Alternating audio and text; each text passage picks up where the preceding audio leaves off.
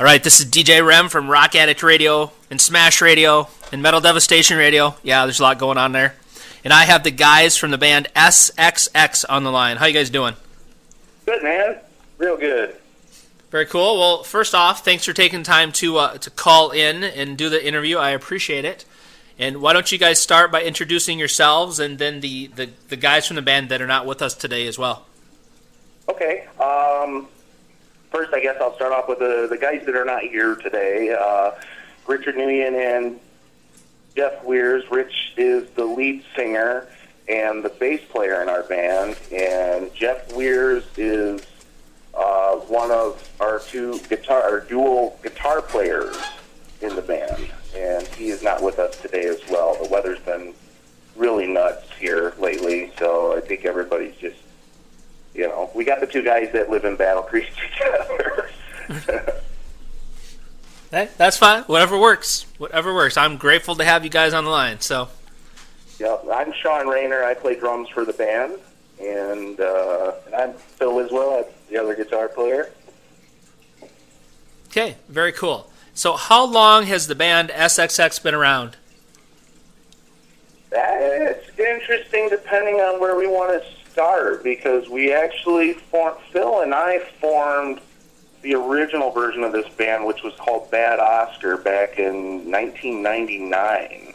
And Rich was in the band back then. He was just the lead singer at that point. But about 2003, we kind of changed it up and became a power trio and kind of ditched the cover thing at that point. The cover band thing kind of ran its course for us, and it was time to make a change at that point, and kind of got more in the direction that we are now, with focusing mostly on original music. Okay, very good.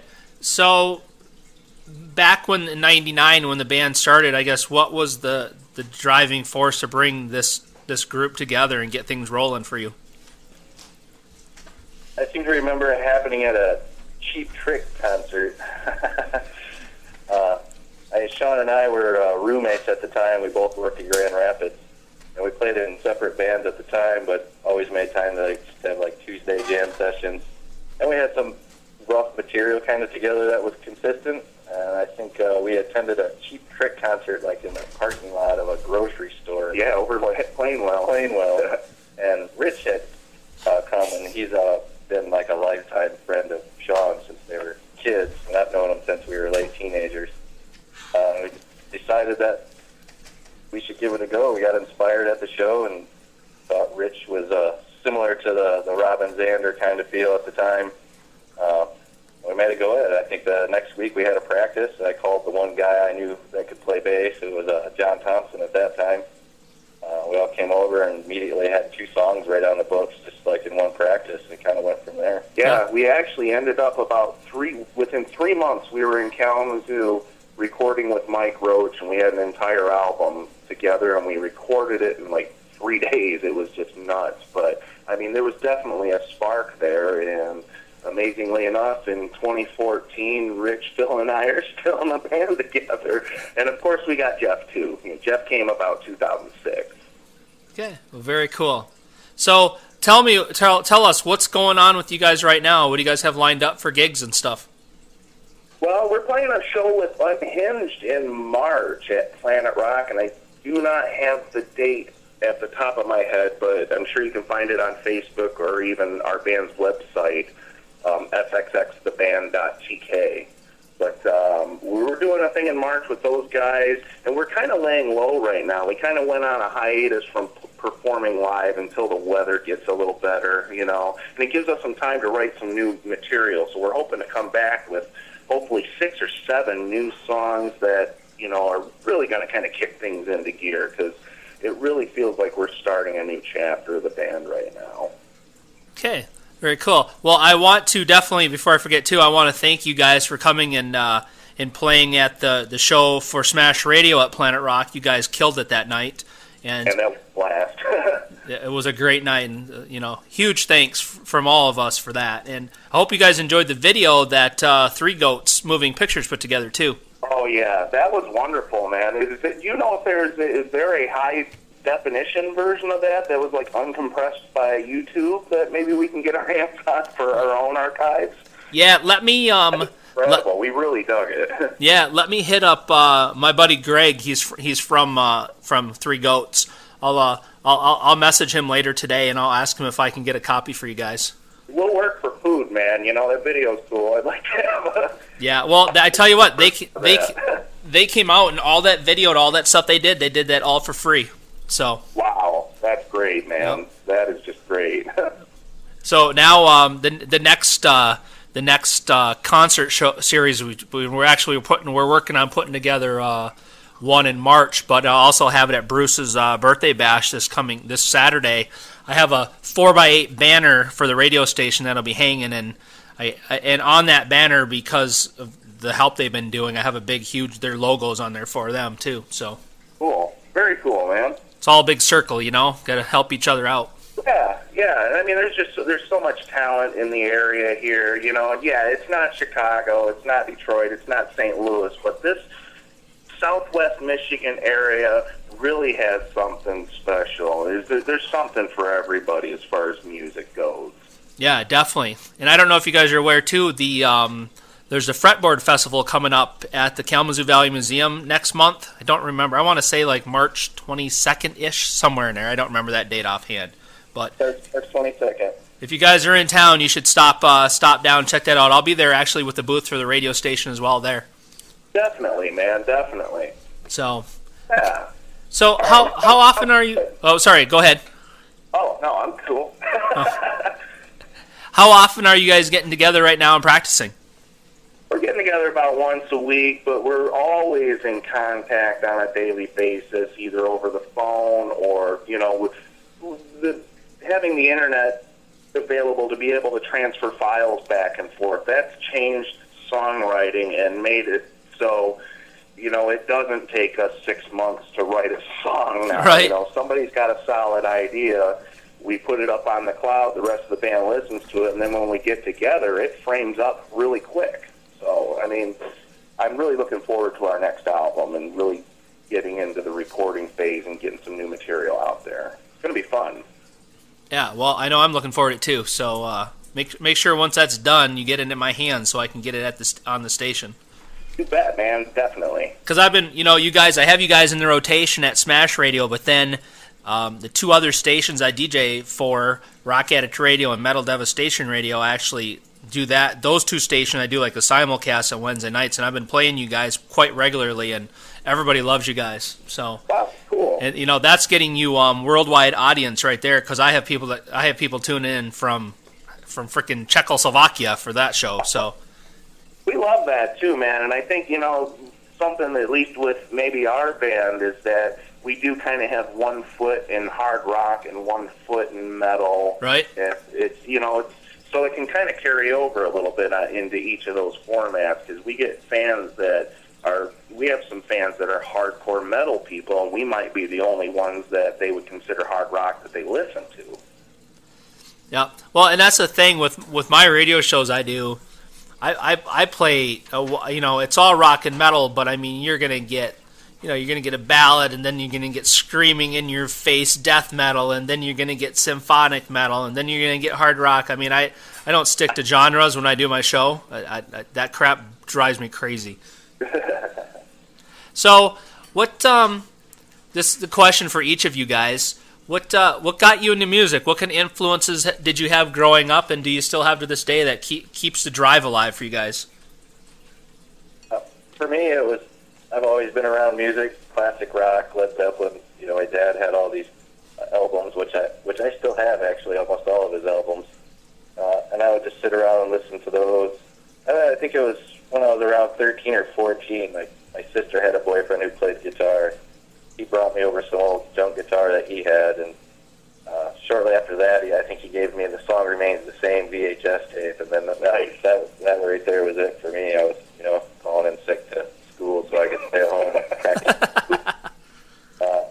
I just love that kind of music, all kinds of music now. It's just always, I listen to music every single day. I play all kinds of different kinds of music, because I've never lost the fire for it, really. I think for me, it's music was always a part. You know, there was always music in my family. Everybody in my family had different tastes in music, but there was always somebody's record collection to dig through, which was wonderful. And as far as the drumming, I hit things all the time when I was a kid, banging on pots and pans and stuff.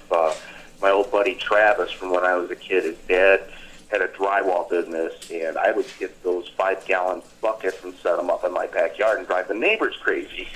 Right. So, you know, and that morphed in, you know, into other things, and I had some piano lessons when I was, you know, maybe 7 or 8 years old, just, you know, other relatives that knew how to play. It wasn't any formal kind of thing, so the music has always been there, and the rock and roll bug hit me pretty hard, and I was exposed to that 1980s MTV, you know, which is, you know, a far cry from what it is now. Back when they actually played music videos, yeah. It was a huge influence on a lot of guys our age, you know, because it was it put a face to the music, and the music back then it had to be outrageous because they were competing with everything else that was outrageous for its time. Yeah. Do you remember the first video you ever saw on MTV? I don't know if I remember exactly the first, but the one that I think it probably goes back the furthest that I still identify with now is actually Just a Gigolo by David Lee Roth. I think he sealed the deal there. It was it was satire. It was just pure genius. The video was genius, and that old jazz tune's badass, man. You can't go wrong. Yep. Well, the reason I like to ask that question is because the very first video I ever saw on there was Guns N' Roses' "Welcome to the Jungle," and that I was hooked after that. Yeah. That album came out. I mean, you got to think about the time when Appetite came out. It was when everything was saturated, keyboard, hard rock, pop kind of stuff, big hair. And those guys came out. That first album does not have a dud on it anywhere, and it is hard rock guitar in your face from top to bottom, and yep. it really kind of brought that back. Brought the middle finger back to hard rock. Yes. Exactly. That's what it needs, for sure. Okay, so how did you guys come up with the name of the band? Where does SXX come from? That's $1 million question. I'm not even sure we know anymore. I think it was just a lack of finding a name that wasn't taken, or it was just more of a symbol to us, I think. At that point, we went from, we were in Bad Oscar as a 4-piece band, we were down to a 3-piece band. We were a little confused at what our own direction was going to be and what we were trying to do. But I don't know, I think the name represents that, just where we were at that time, trying to sort it out. And apparently we still don't have it all sorted out because we still don't know what it means. Well, I have to tell you, on all the stations that I'm on, they have like a music list, and it shows the track that's playing in the band, and off the internet it pulls a picture. And unfortunately, we have no control over where it pulls from. When I play you guys, then we get interesting pictures. Yeah, when I play you guys, it's 2 chicks polishing a dude's knob. And there you have the meaning. See, you gotta put this in perspective. We came up with that band name before there was Google. But what's funny, there was going to be a consequence to having that particular band name. Yep. The listeners like to rename my show at that point to DJ REM Smut Hour, and that's totally true story. So then I end up playing like a bunch of Steel Panther and stuff like that to keep the mood going. Okay, so where's a great place for people to find out more about SXX? What social networking and websites are you guys using? We're on Facebook, and we have a Twitter page that gets updated a couple times a week, and that also feeds into our website, which is sxxtheband.tk, and we keep those things pretty much. We haven't really branched out into any more at this point, but we do have a YouTube page, and our Reverb Nation page actually kind of scoops all of that together. So that's pretty cool too. But, you know, we're always looking to find new ways to get our music out there and get out there and play some new places. Right. The new things that are out there, I mean, things like you're doing with Smash Radio and your other online radio stations, that's a whole new way to get your stuff out there. And I still love and appreciate everything that Smash Radio and like Smash Magazine, you know, traditional social networking, hold it in your hands and read it. Those things have done so much for our local music scene here in Michigan. Been missing that. It's kind of almost like it was gone completely for a while. Smash Radio and Smash Magazine are a big part of my local music becoming a lot more popular and gaining momentum. There's a lot of really talented people in this area. A lot of them with some interesting roots, too, to where they get some of that musical ability. So I'm glad Smash Radio and Smash Magazine are here to... Yeah, you guys are digging into that, and that's great, man. Yeah, I mean, and that's the whole premise, is to help support the local music scene. And, I mean, you know, Bruce and Robin from Smash Magazine are awesome, and that's why they're part of the whole Smash Radio deal, so they rock. And you can't forget Chris from Kazoo Music Scene. I mean, he does a whole lot to help support the local scene as well. So big time. Yeah, he's a busy guy. He's always working towards that, always putting out ideas and suggestions. Great guy. He does a lot of work for a lot of folks working for the local musicians these days. So that's great to see, because for a good 10+ years there was none of that. It was like impossible to even get a gig around anymore. Well, and when I was thinking about putting the radio station together, I'm like, okay, you know, if I just, you know, I've been DJing for like 5 years, but nobody locally knows who I am, and I'm like, you know, how can I make this work for the station and also make it work for the bands the best I can? And being that I just happen to have recently had become friends with those guys, I'm like, you know what, this makes total sense. Let's put this all together and make it one venture, and it's working out great so far. So yeah. And it's, you know, and when I say it's working out great, it means for me, I get to talk to bands like you. I mean, I get to talk to bands all over the place, but I love to be able to talk to local musicians that I actually can go watch and see them play. You know, means a lot to me. So a lot of great music out there. There's a ton. Yeah, and it's a different, weird time for music. Where is that outlet going to be? Where's the next big music outlet going to be? It's definitely going to be in the format it's kind of going. It's just, you know, it's slow and steady. So pioneering days in the new digital age. I mean, a lot of this technology's been around for 20 years or more, but to be able, the way people purchase and handle music and receive music is changing, and we want to do our best to stay right with that. Definitely. Yeah, I mean, I personally, I can see a day, and I don't think it's being too far in the future where, you know, and I know there already, you know, some cars already have this, but, you know, where your car already has internet in it, and you can just listen to anything you want, and FM is going to go bye-bye. Yeah, it could happen, definitely. Well, we'll become the big weather band, you know? Right. I mean, it'll just be a robot telling you the weather. Oh, man. Okay, so what are you guys' goals for the future? Where does SXX hope to be in a couple years? I think we just want to keep it together. We're happy to do that. We've been together a long time, and, you know, I think every band, whether or not they want to admit it or not, always has that dream of, you know, that would be great if this was my job, but in reality, that's probably not likely going to happen. It's tough on families and stuff as you get older to do things like that. So I think we're just happy to keep it together, keep writing new songs, and meeting new people, playing new venues, and trying to improve ourselves as we go, and keep smiling and having a good time doing it. Remember, it's all fun. We're not trying to take ourselves too seriously.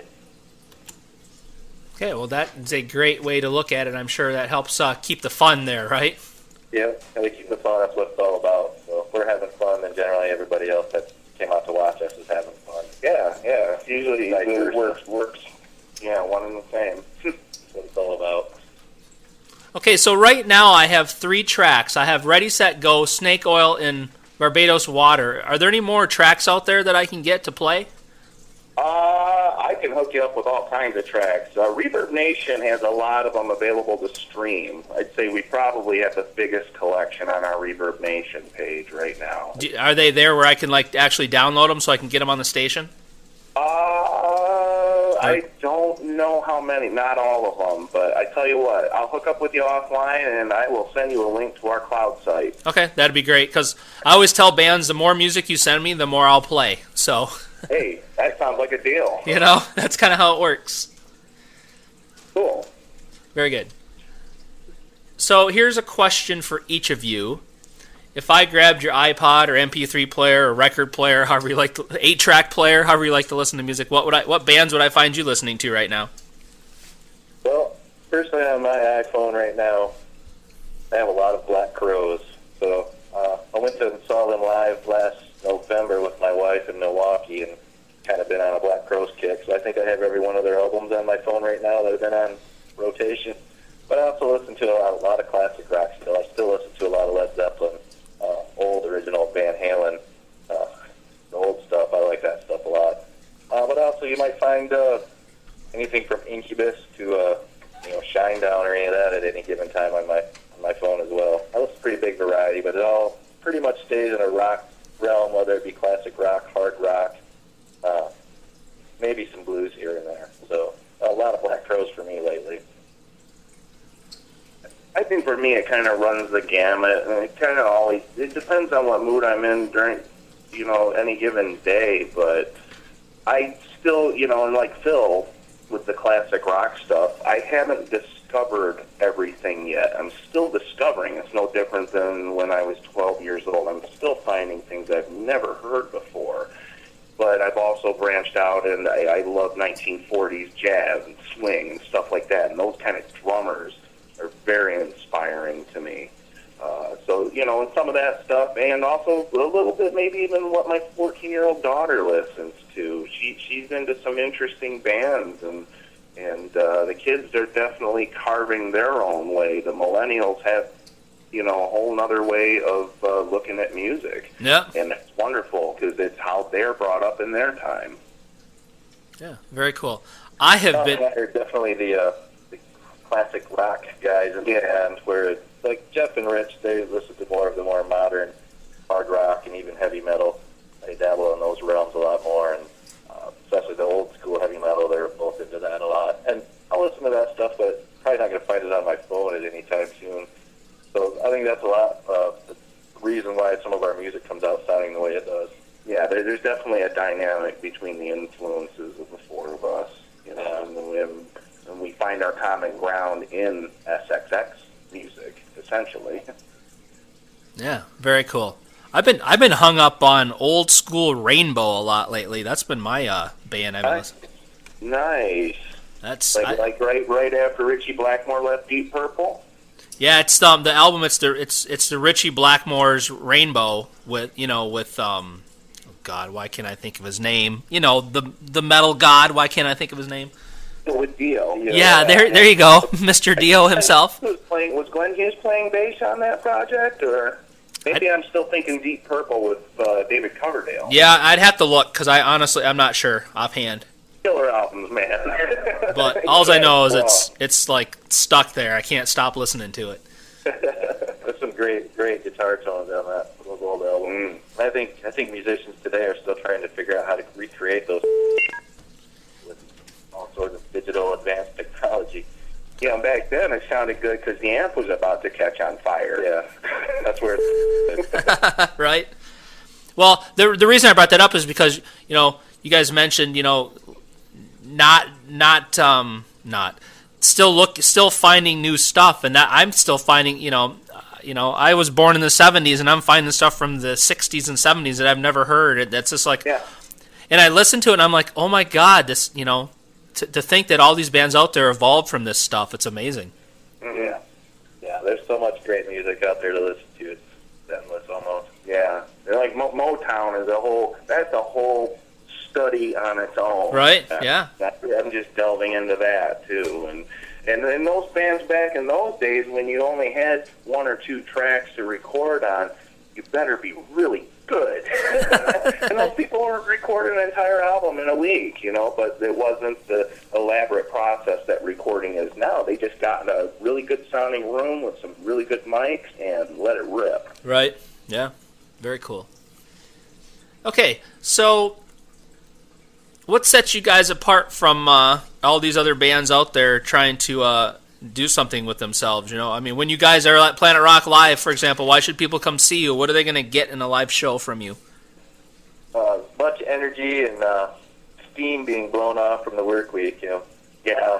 A lot of the bands that come down to Planet Rock are, national and regional bands, so they're out on the road touring, and they're usually completely on fire and really bring it. They're also living a little bit different life than most other people that are going out to the club to try to blow off steam. We all have full-time jobs and families and bills and stresses just like everybody else. So a lot of that is we're real happy it's Friday night or Saturday night, so we're coming out there with a big smile, excited to go out and have some fun. Yeah. So you're going to see us having a lot of fun. You're going to see us blowing off a lot of steam, and hopefully it helps those other people do that, and we all enjoy it. It's very communal. Yeah. Well, and I can attest, after seeing you guys live there a month ago or so, these guys do rock, and they do are definitely worth watching. So if you're listening to this interview and you get a chance to hit Planet Rock up or wherever else SXX will be playing, come see them. They're definitely worth your dollars. What's the craziest thing that's ever happened to you guys at a live show you've done? That might be a book someday. There's been a few things. Going back when we were younger, I'm sure we did a lot of funny things. We watched videos recently of when we first started and saw some pretty crazy things that need not probably be mentioned. But we've had those moments where we were younger and probably had a little too much of the party before the show, knocking over equipment and everything thrown up in a glass. We got thrown out of a hotel in Alma because our bass player climbed up their highway sign, and then somebody allegedly peed on a sauna, but I don't think that was anybody from our camp. Whatever. That was over in another day and time. Well, playing a whole set in the wrong tuning too is that happened over the years. It was pretty crazy, but we didn't really get too crazy or we're intentionally breaking anything in there. I think nowadays we're pretty focused on making sure we have everything together and we're all capable and clear-headed enough to go up there and do what we do. The shit togetherness is much tighter these days. You do have to give Rich a lot of props because sometimes the stages get a little tight. He'll take a guitar headstock right to the back of the elbow. I'm pretty sure he's getting tattooed by my guitar string. He usually doesn't miss a note when that happens. So, yeah. Okay, now it's time for the most important question of the interview. So I hope you're ready. Oh yeah. Who in the band spends the most time in front of a mirror before they go live on stage? That's an easy one. That's an easy one, actually. Yeah, it's always the singer, right? You can look at our band photos to figure that out, I think. Sure, Jeff. Yeah, that beard takes a while to cultivate. They have a really tight, taut mohawk, so I'm sure he spent some time on that. I can't wait for them to hear this. That's awesome. It's what they get for not being around for the interview. That's right. They get the jabs. Exactly. All right. Is there anything else you would like to tell everyone that'll hear this interview? This interview will end up on my YouTube channel where, the world can listen to it. So is there anything I haven't asked you about SXX that you want to make sure people know? Our latest album, which came out in 2012, called Tell Your Friends, is available on iTunes and just about most, if not all, of the digital outlets. So if somebody wants to get a full album of us or even check out songs, definitely hit up iTunes for the latest album. And our older albums are all on Reverb Nation. Or if you want to come out to a live show, bring a recording device and record it yourself. Yeah, you have your own then. Exactly. Very good. Speaking of that album, the newest album that's out, where did you guys record that at? We recorded that in an old house over near Sonoma Lake, south of Battle Creek. half of the album was recorded there by a good friend of ours, Joby Peruker, who plays for the band International. And then we recorded the second half near downtown Battle Creek in another old house that he had converted into some really nice sounding rooms, man. I mean, the drums and the tones you hear on that album are as a result of the environment that we recorded, and there wasn't a whole lot of doctoring or, you know, post-production on that album. It's a very raw, hard rock album. That's very cool. You know, and it's funny that you mentioned the room, because I'm not a musician, so a lot of this is Greek to me, but I just was reading and hearing that, you know, the actual room that you record in makes a huge difference in the sound. I mean, I guess it makes sense, but I never really thought about it that way. Yeah, sound of the room is everything. You know, there's a lot of post-production, a lot of processing you can do to things nowadays in the digital realm, but really it comes down to, if you want a good sound, it's got to sound good coming into the microphones. If you don't have that, then, yeah, you know, you're polishing a turd. Yeah, polishing a turd. Apparently it's possible, but it's still a turd. So how do you figure that out, though, so you don't waste a lot of time?